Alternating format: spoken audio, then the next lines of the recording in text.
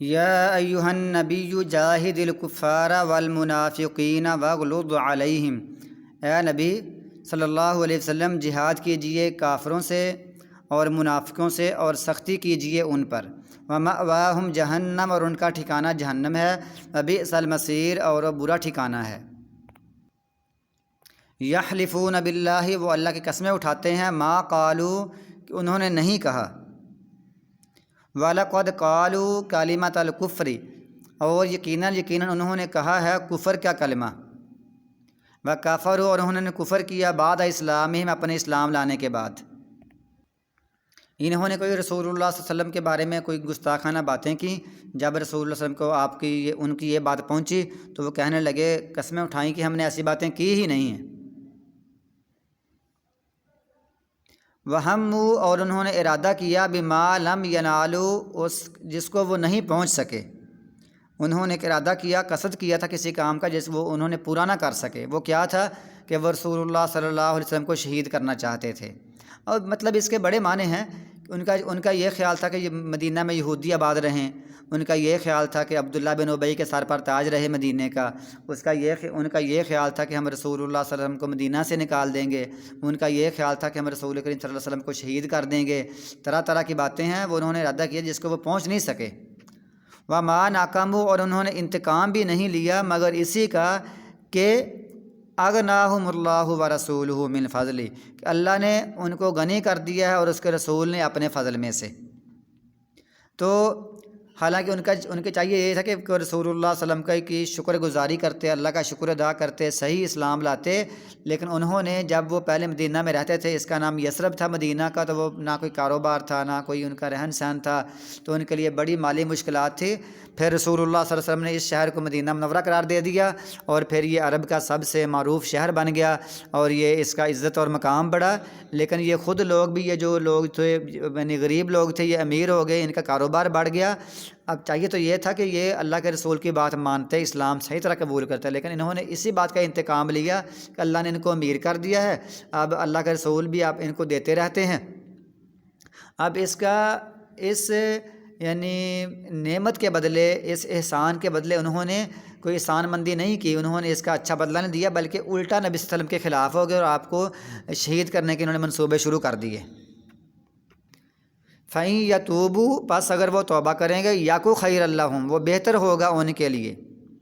وَإِن يَتَوَلَّوْا اور اگر وہ پھر گئے، يُعَذِّبْهُمُ اللَّهُ اللہ ان کو عذاب دے گا، عذابًا علیما دردناک عذاب، فی الدنیا دنیا میں، والآخرہ اور آخرت میں۔ وَمَا لَهُمْ اور نہیں ہوگا ان کے لیے، فی الارض زمین میں، من ولی کوئی دوست، ولا نصیر اور نہ کہ مدد کرنے والا، ان کا کوئی دوست پھر مدد کرنے والا کوئی نہیں ہوگا۔ جب اللہ کا عذاب آئے گا نا، پھر ان کی طرفداری کوئی نہیں کرے گا، ان کی سائیڈ کوئی نہیں لے گا، ان کا حمایتی کوئی نہیں ہوگا، ان کی فیور کوئی نہیں کرے گا۔ وَمِنْهُمْ مَنْ عَاهَدَ اللَّهَ اور ان میں سے کچھ ایسے ہیں جنہوں نے اللہ سے وعدہ کیا تھا لَئِنْ آتَانَا البتہ اگر اس نے عطا کیا ہمیں اپنے فضل میں سے، لَنَصَّدَّقَنَّ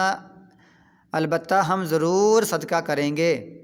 یا ہم ضرور صدقہ کریں گے، وَلَنَكُونَنَّ اور ہم ضرور ہو جائیں گے، مِنَ الصَّالِحِينَ نیک لوگوں میں سے۔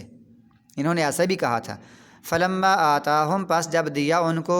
من فضلہ اپنے فضل میں سے، بخلوا بھی انہوں نے اس کے ساتھ کنجوسی کی، بخیلی کی، نہ دیا، وتولوا اور وہ پھر گئے، وہم معرضون اور وہ اعراض کرنے والے تھے، یعنی وہ ٹال مٹول کر منہ پھیر کر چلے گئے، منہ پھیرنے والے ٹال مٹول کرنے والے تھے۔ فعاقبہم نفاقا اللہ نے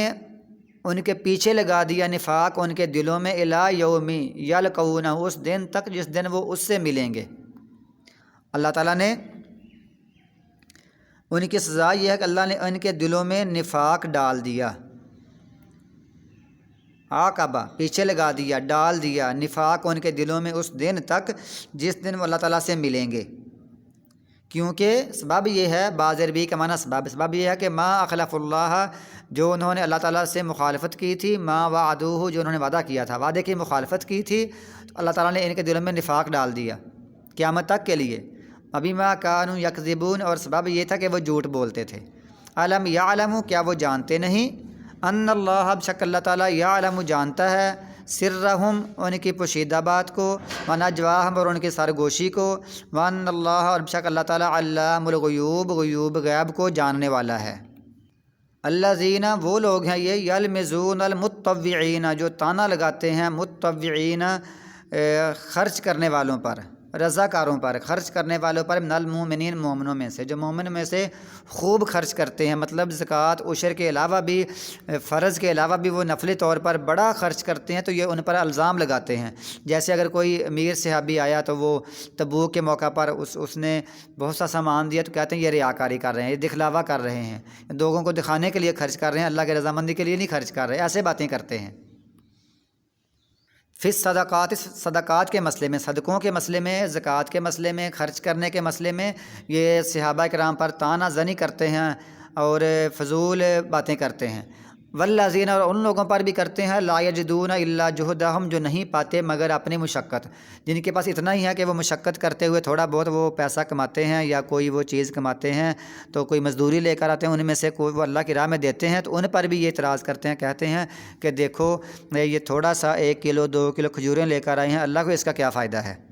تھوڑا کوئی دے تو پھر بھی اعتراض کرتے ہیں کہ اس کا کیا فائدہ ہے اللہ کو، اللہ تو پہلے ہی ایسے غنی ہے۔ اگر کوئی زیادہ دے، کوئی اونٹ دے، 1000 اونٹ دے، 1000 گھوڑے دے، تو وہ کہتے ہیں کہ یہ ریاکاری کرتے ہیں اور دکھلاوے کرتے ہوئے دیتے ہیں، ان پر اعتراض کرتے ہیں۔ فیسخرون پس وہ مذاق کرتے ہیں ان سے، سخر اللہ منہم اللہ نے بھی مذاق کیا ہے ان سے، ولہم عذاب علیم اور ان کے لیے دردناک عذاب ہے۔ یعنی اللہ کا مذاق اور اللہ تعالیٰ کا استہزاء کرنا، یستہزئ بہم اللہ یستہزئ بہم سخر اللہ منہم، تو یہ ہے، اس کو کہتے ہیں باب مشاکلت، جو ایک بلاغت کا اصول ہے کہ دونوں طرف سے وہی بات کی جاتی ہے، ورنہ یہ بطور عذاب کے ہے، یہ کوئی شغل کے لیے نہیں ہے کہ اللہ ان سے مذاق کرتا ہے، یہ بطور ان پر ان کے لیے دھمکی ہے اور ان کے لیے عذاب کا ایک طریقہ کار ہے بیان کرنے کا۔ اللہ فرماتا ہے استغفر لہم او لا تستغفر لہم، اگر آپ ان کے لیے بخشش مانگیں یا نہ ان کے لیے بخشش مانگیں، ان تستغفر لہم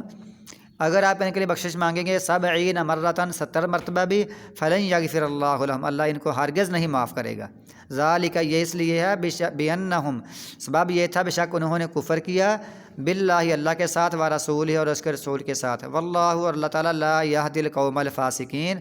فاسقوں کی قوم کو ہدایت نہیں دیتا۔